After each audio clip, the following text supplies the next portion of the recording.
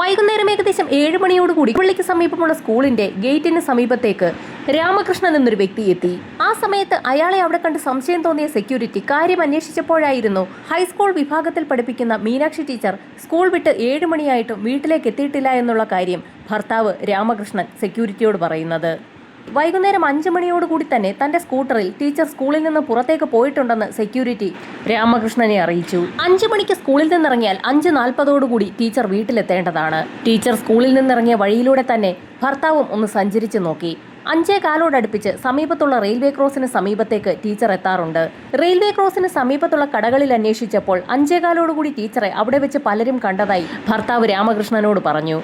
Railway cross കഴിഞ്ഞതിന് ശേഷമുള്ള കടകളിൽ തിരക്കിയപ്പോഴും ടീച്ചറെ അവരൊക്കെ കണ്ടതായി അയാളെ അറിയിച്ചു. 5:30 മണിയോടടുപ്പിച്ച് തന്നെ മീനാക്ഷി ടീച്ചർ ആ ഭാഗത്തൊക്കെ എത്തിയിട്ടുണ്ടെന്ന് ഭർത്താവിന് മനസ്സിലായി. ആ കടയുടെ സമീപത്ത് നിന്നും 10 മിനിറ്റ് കൂടി വണ്ടി ഓടിച്ചാൽ വീട്ടിലേക്ക് എത്താവുന്നതാണ്. ആ 10 മിനിറ്റ് ദൂരത്തിനിടയിൽ ടീച്ചർക്ക് എന്ത് സംഭവിച്ചു കാണുമെന്ന് രാമകൃഷ്ണന് സംശയം തോന്നി.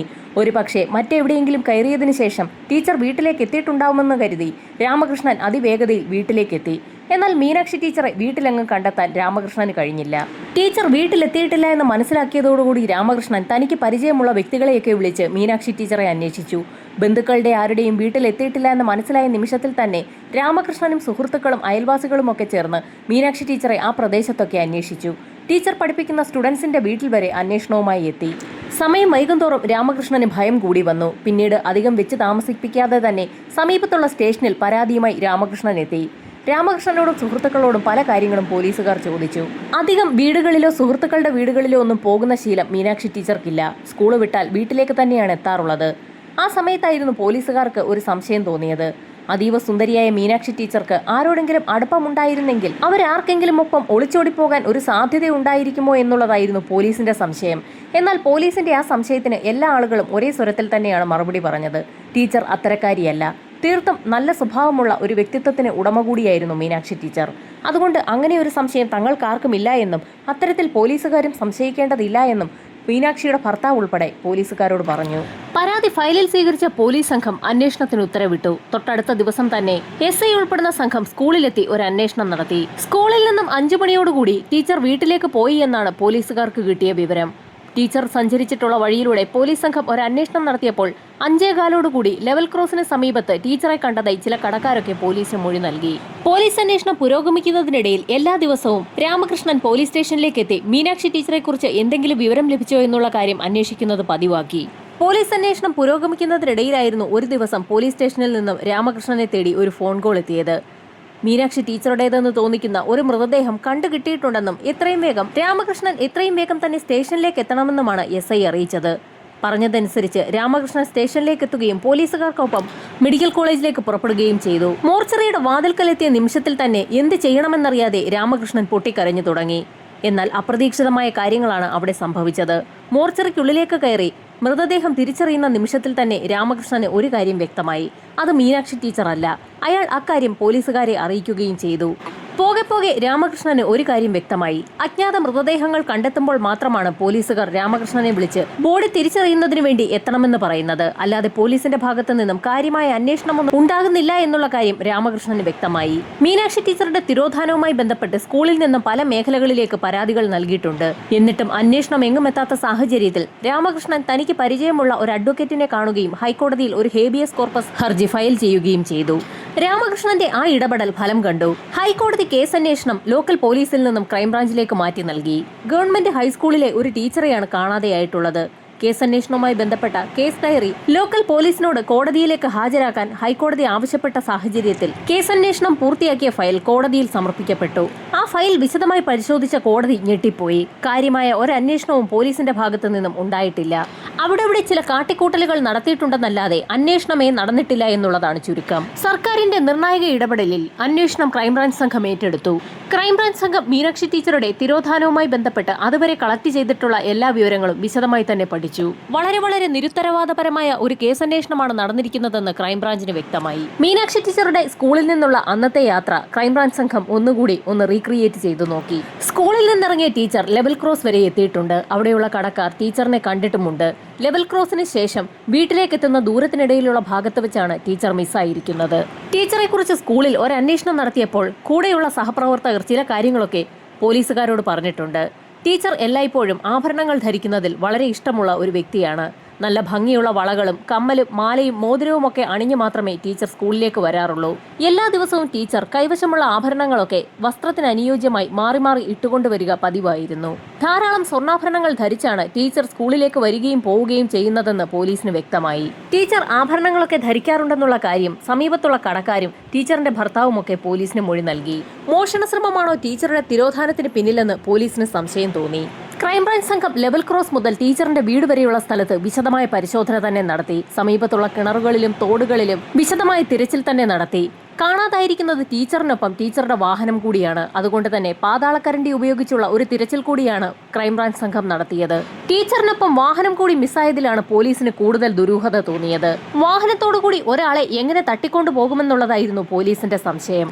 പ്രദേശമാകെ അരിച്ചു പറക്കിയിട്ടും പ്രതീക്ഷയ്ക്ക് വക നൽകുന്ന ഒന്നും തന്നെ കണ്ടെത്താൻ ക്രൈംബ്രാഞ്ച് സംഘത്തിന് കഴിഞ്ഞില്ല. പ്രദേശത്തുള്ള തോടുകളും കുളങ്ങളും ഒക്കെ അരിച്ചു പറക്കിയ സമയത്തായിരുന്നു വാഴത്തോപ്പുകളും അതിനോട് ചേർന്നുള്ള കാട് പിടിച്ച പ്രദേശവും പോലീസ് സംഘത്തിന്റെ ശ്രദ്ധയിൽപ്പെട്ടത്.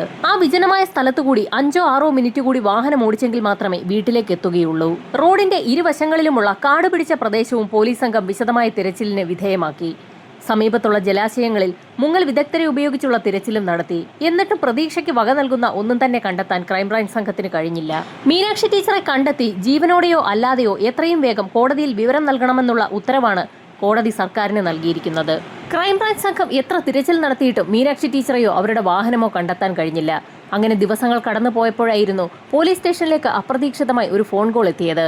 ആ ഫോൺ കോളിന്റെ അടിസ്ഥാനത്തിൽ പോലീസ് സംഘവും നാട്ടുകാരും നേരത്തെ പോലീസ് സംഘം തിരച്ചിൽ നടത്തിയ ലെവൽ ക്രോസിന് സമീപമുള്ള വാഴത്തോപ്പിന് സമീപത്തേക്കാണ് ഓടിയെത്തിയത്.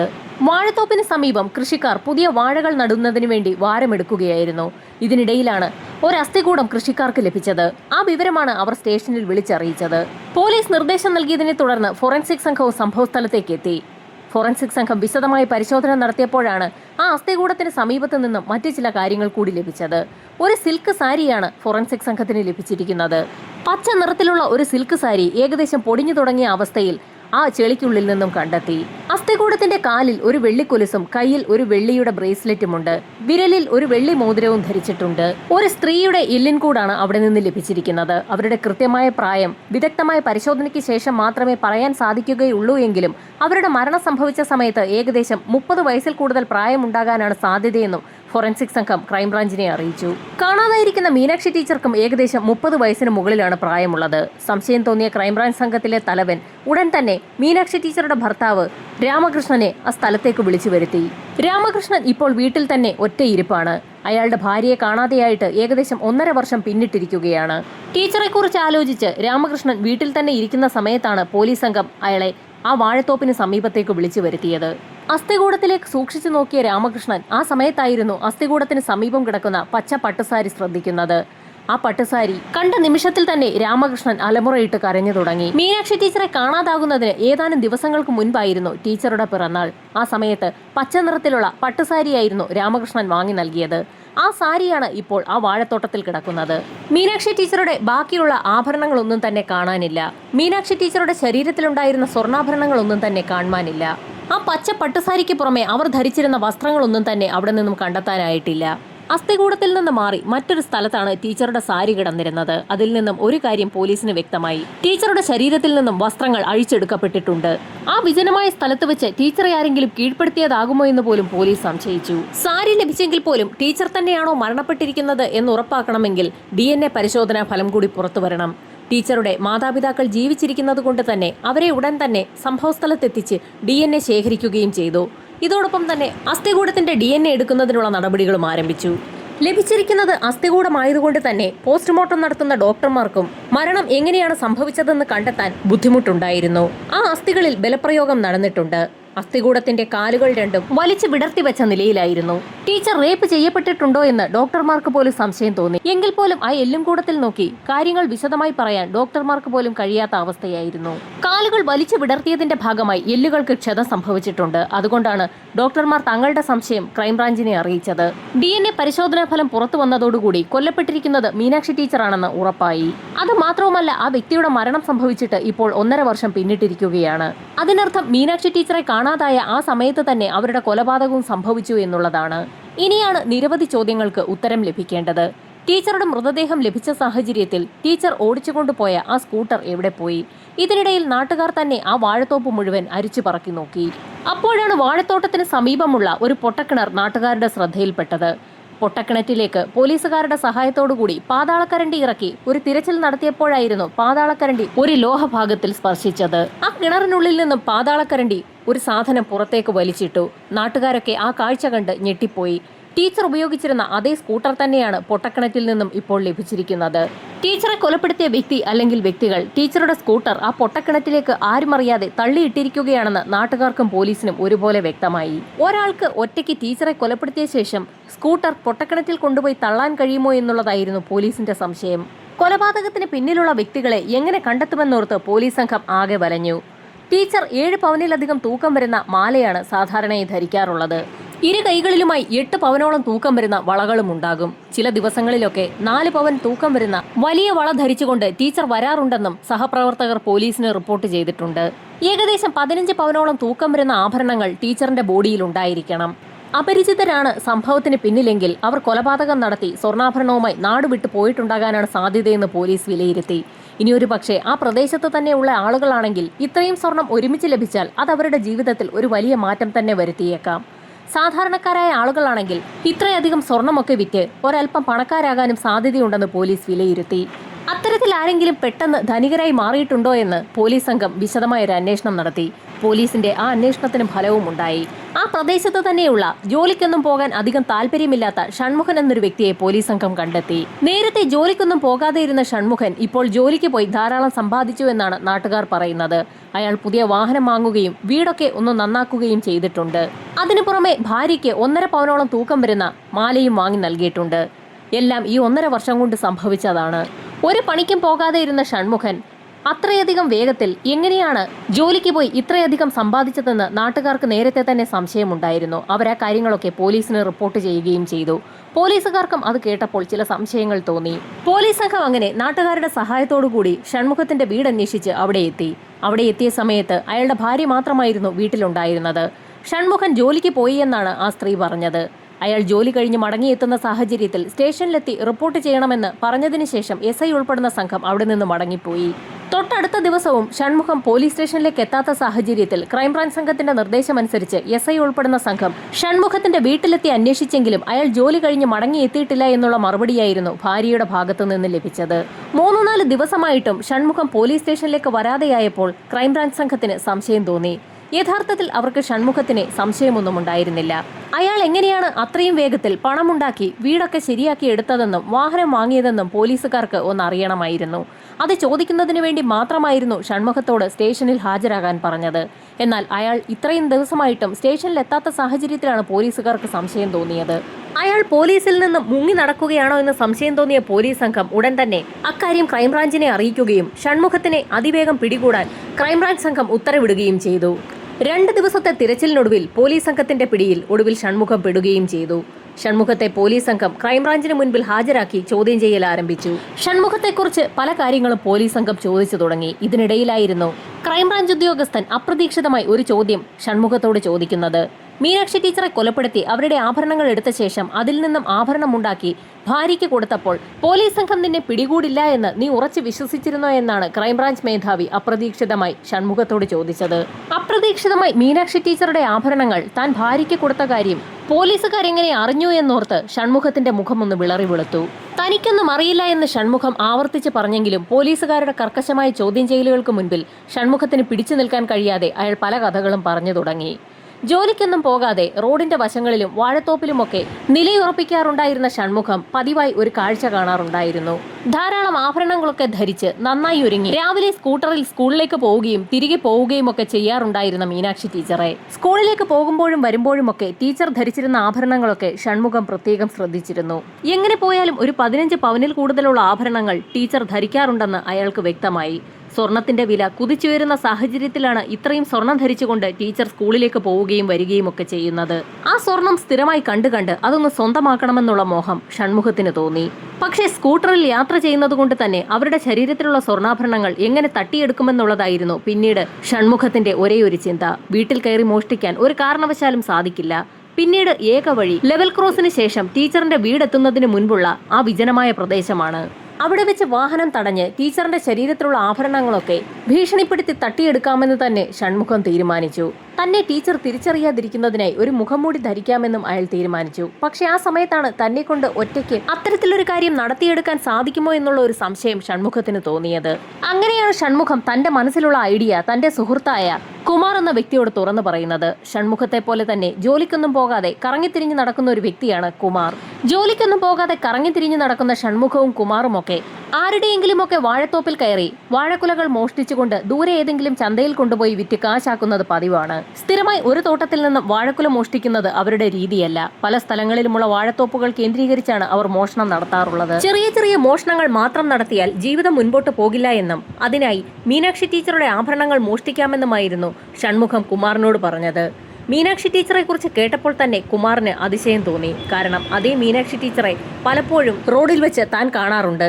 ടീച്ചർ കടന്നു പോകുമ്പോൾ ആ കാഴ്ച നോക്കി കുമാർ നിൽക്കാറുമുണ്ട്. താൻ മനസ്സുകൊണ്ട് ഒത്തിരിയേറെ ആഗ്രഹിക്കുന്ന മീനാക്ഷി ടീച്ചറുടെ ആഭരണങ്ങൾ മോഷ്ടിക്കുന്ന കാര്യമാണ് ഇപ്പോൾ ഉറ്റ സുഹൃത്ത് തന്നോട് പറയുന്നതെന്ന് കുമാറിന് വ്യക്തമായി. മീനാക്ഷി ടീച്ചറുടെ ആഭരണങ്ങൾ മോഷ്ടിക്കണമെങ്കിൽ അവരെ ഉറപ്പായും വഴിയിൽ പിടിച്ചു നിർത്തേണ്ടി വരും. അക്കാര്യം ആലോചിച്ചപ്പോൾ തന്നെ കുമാറിന് ത്രില്ലായി. മീനാക്ഷി ടീച്ചറുടെ ദിനചര്യകൾ ഒന്നുകൂടി കൃത്യമായി പഠിക്കാൻ ഇരുവരും തീരുമാനിച്ചു. കൃത്യമായി അവർ സ്കൂളിൽ നിന്ന് മടങ്ങിപ്പോകുന്ന സമയമൊക്കെ ഇരുവരും നോട്ട് ചെയ്യുകയും ചെയ്തു. മീനാക്ഷി ടീച്ചറെ അപകടപ്പെടുത്താൻ പറ്റിയ സ്ഥലം വാഴത്തോപ്പിന് സമീപമുള്ള ആ കാട് തന്നെയാണെന്ന് അവർ ഉറപ്പിച്ചു. അങ്ങനെയാണ് ആ ദിവസം അവർ തിരഞ്ഞെടുത്തത്.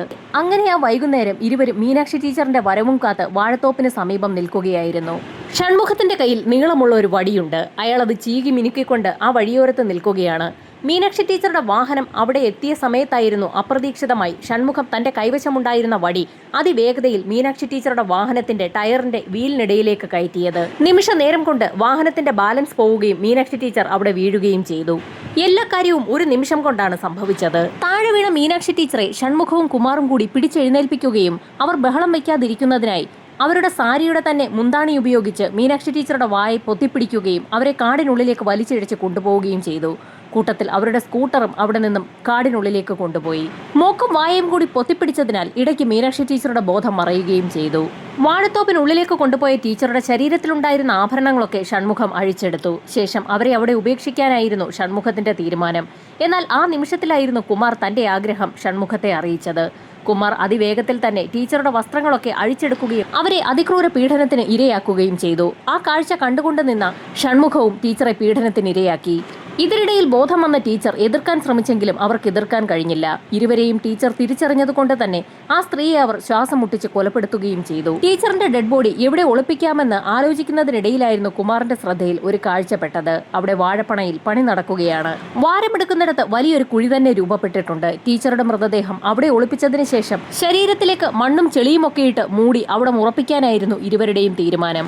വാരത്തിന്റെ പണി നടക്കുന്നതുകൊണ്ട് തന്നെ അവിടെ ടീച്ചറുടെ മൃതദേഹം ഇട്ടതിന് ശേഷം ആ വാരം പൂർണ്ണമായും അവർ തന്നെ ചെളി കൊണ്ട് മൂടി. കുഴി മൂടുന്നതിന് മുൻപായി അവരുടെ വസ്ത്രത്തിന്റെ ഭാഗങ്ങളും ആ സാരിയുമൊക്കെ കുഴിയിലിടാൻ ഇരുവരും മറന്നതുമില്ല. അതിനുശേഷം അവർ നേരത്തെ ഉണ്ടായിരുന്ന സ്ഥലത്ത് തന്നെ എത്തി ടീച്ചറിന്റെ സ്കൂട്ടറും അവിടെ നിന്ന് എടുത്തുകൊണ്ടുപോയി ആ തോട്ടത്തിന് സമീപത്തുള്ള പൊട്ടക്കിണറ്റിലേക്ക് തള്ളുകയും ചെയ്തു. ഷൺമുഖവും കുമാറും ചേർന്ന് സ്വർണം വീതം വെച്ചെടുത്ത ശേഷം അവിടെ നിന്ന് കടന്നുപോയി. ആഭരണങ്ങൾ ഇരുവരും അവരവരുടെ വീടുകളിൽ കൊണ്ടുപോയി ആരുടെയും ശ്രദ്ധയിൽപ്പെടാത്ത സ്ഥലത്ത് കുഴിച്ചിടുകയാണ് ചെയ്തത്.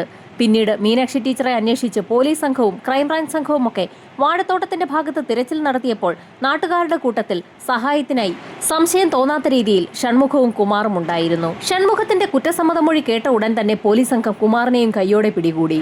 പ്രതികളുമായി പോലീസ് സംഘം സംഭവസ്ഥലത്തെത്തി തെളിവെടുപ്പ് നടത്തി. അന്വേഷണം പൂർത്തിയാക്കി കുറ്റപത്രം കോടതിയിൽ സമർപ്പിച്ചു. വാദപ്രതിവാദങ്ങൾക്കൊടുവിൽ ഇപ്പോൾ സെഷൻസ് കോർട്ട് ഷൺമുഖത്തിനും കുമാറിനും ജീവപര്യന്തം തടവ് ശിക്ഷ വിധിച്ചു എന്നുള്ള വാർത്തകളാണ് പുറത്തു വന്നിരിക്കുന്നത്. അന്വേഷണം അതിവേഗം പൂർത്തിയാക്കി പ്രതികളിലേക്ക് എത്തിയ ക്രൈംബ്രാഞ്ച് സംഘത്തിന് കോടതിയുടെ പ്രത്യേക പ്രശംസയും ലഭിച്ചു.